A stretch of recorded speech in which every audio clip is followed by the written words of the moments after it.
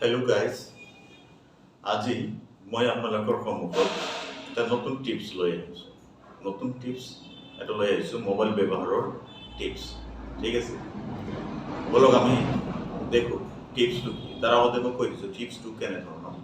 টিপছটো হ'ল এনেকুৱা, আমি মোবাইল ব্যৱহাৰ কৰোঁতে বহু সময়ত একেলগে দুটা এপছৰ ব্যৱহাৰ কৰিব লগা হ'ব পাৰে। হয় কেতিয়াবা, যেনেকৈ ফেচবুক চাওঁতে ইউটিউবো একেলগে চোৱা ব্যৱস্থা যদি থাকে। সাধাৰণতে আমি মোবাইলত যেতিয়া ফেচবুক চাওঁ তেতিয়া গোটেই স্ক্ৰীনটো ফেচবুকে থাকে, যেতিয়া ইউটিউব চাওঁ তেতিয়া ইউটিউবে থাকে। নাইবা হোৱাটছএপ কৰোঁতে গোটেই স্ক্ৰীনটো হোৱাটছএপ হৈ থাকে, মেছেজিঙত যাওঁতে গোটেই স্ক্ৰীনটো মেছেজ হৈ থাকে, হয়নে নাই? গতিকে প্ৰয়োজনত দুটাকৈ এপছ একেলগে ব্যৱহাৰ কৰিব পৰা ক্ষমতাও মোবাইলত কিন্তু আছে, বহুতে নাজানে। একেলগে দুটা এপছ আমি ব্যৱহাৰ কৰি ইয়াৰ সুবিধা গ্ৰহণ কৰিব পাৰোঁ। ইয়াৰ কাৰণে মই আপোনালোকক লৈ গৈ আছোঁ এটা মোবাইল স্ক্ৰীনত। ঠিক আছে, এইটো মোৰ মোবাইল, এইটো মোবাইল হয়, এইটো মোবাইল হয়। এইটো চাইছে, যেতিয়া মই ইউটিউব কৰিম গোটেই স্ক্ৰীনটো ইউটিউবে থাকিব, গোটেই স্ক্ৰীনটো ইউটিউব, হয়নে নাই? আকৌ যেতিয়া ফেচবুক কৰিম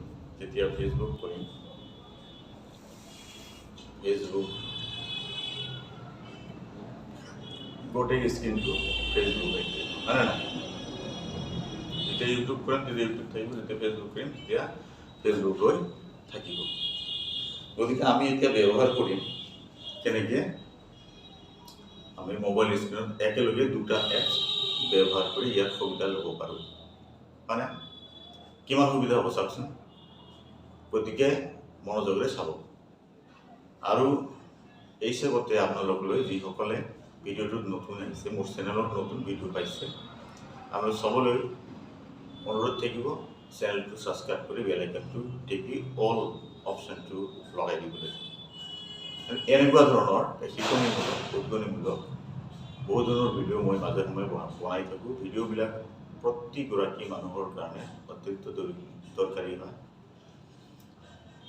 যাতে আপোনালোকে তৎক্ষণাত ভিডিঅ'বিলাক পায়। তাৰ কাৰণে ছাবস্ক্ৰাইবটো কৰি ল'ব।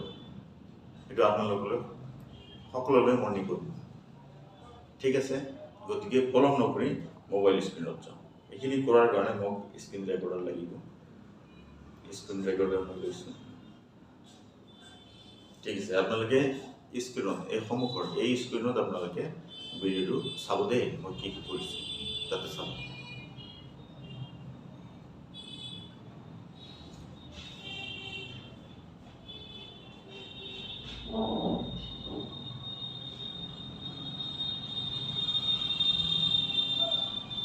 এয়া এইটো মোবাইল স্ক্ৰীণ হয় আমাৰ, এইটো মোবাইল স্ক্ৰীণ। গতিকে এতিয়া আমি শিকিম মোবাইলত একেলগে কেনেকৈ দুটা এপছ ব্যৱহাৰ কৰিব পাৰি। ঠিক আছে, ইয়াৰ কাৰণে প্ৰথমতে আপুনি কি কৰিব লাগিব, এপছ দুটা খুলি ল'ব লাগিব। মই ইউটিউব খুলি ল'লোঁ, এবাৰ খুলি ল'লোঁ, বন্ধ কৰি দিলোঁ। আকৌ কি কৰিলোঁ, ফেচবুক খুলি ল'লোঁ, বন্ধ কৰিলোঁ। বুজিছেনে? ফেচবুক যেতিয়া আমি চাওঁ তেতিয়া কেৱল ফেচবুকৰ স্ক্ৰীনটোৱে পাওঁ। যেতিয়া ইউটিউব চাওঁ গোটেই মোবাইলটোত কেৱল ইউটিউবৰ স্ক্ৰীনটোৱে পাওঁ, হয়নে নাই?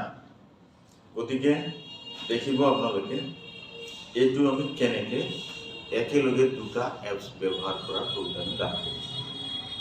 ইয়াক কৰাৰ কাৰণে আমি প্ৰথমতে কি কৰিম, মোবাইলৰ স্ক্ৰীনটো এনেকৈ মাৰি দিম, নাইবা কিছুমান 3 ডটছ, বহুত মোবাইলত 3 ডটছ থাকে, মোৰতো 3 ডটছ নাই, 3 ডটছ থাকে।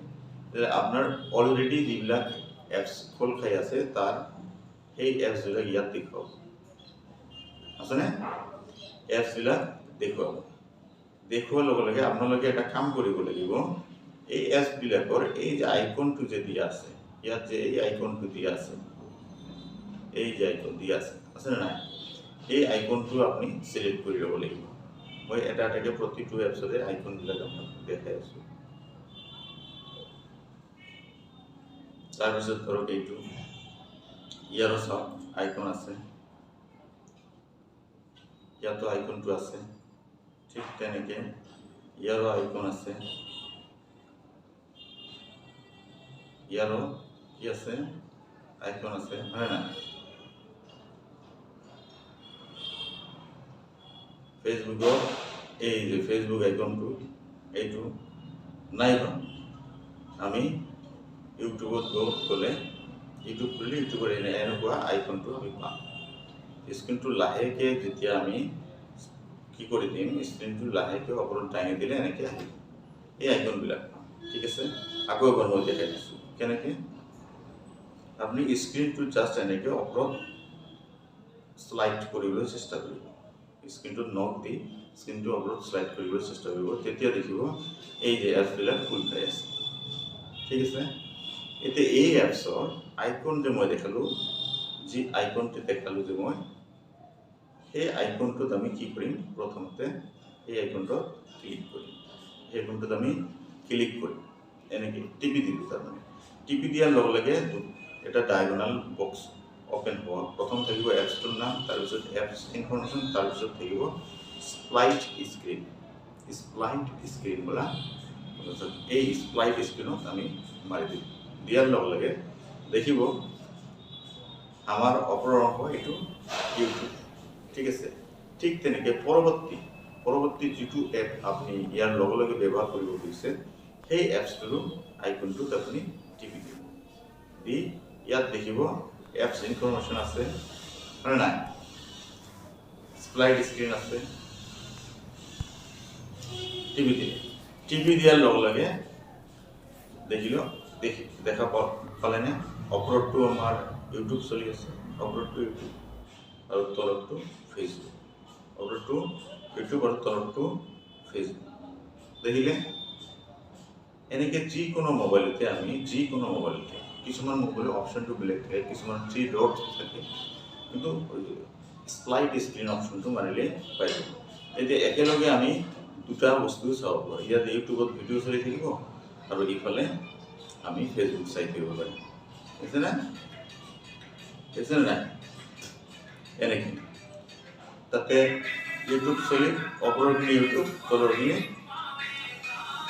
কি থাকিল ফেচবুক। দেখিছে?